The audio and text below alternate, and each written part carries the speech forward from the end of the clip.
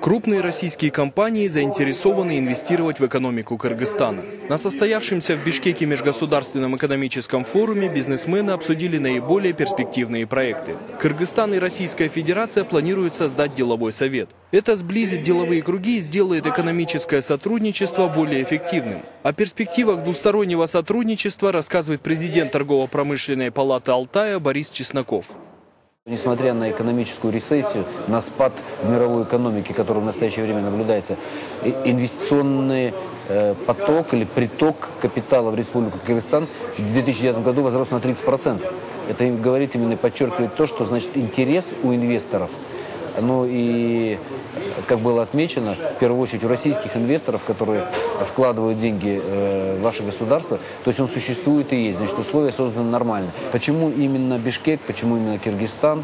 Ну, я скажу, наверное, следующим образом. Мы все представители одного большого государства Советского Союза. Хотим мы этого или не хотим, но во многом формирование экономики наших регионов происходило именно в рамках формирования в целом экономики Советского Союза.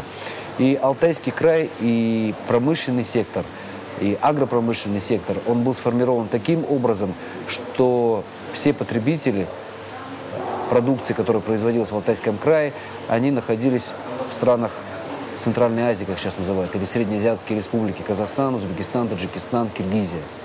Это с одной стороны. И с другой стороны, в силу географического расположения, поставка овощей, фруктов, она производилась именно из этих регионов сюда.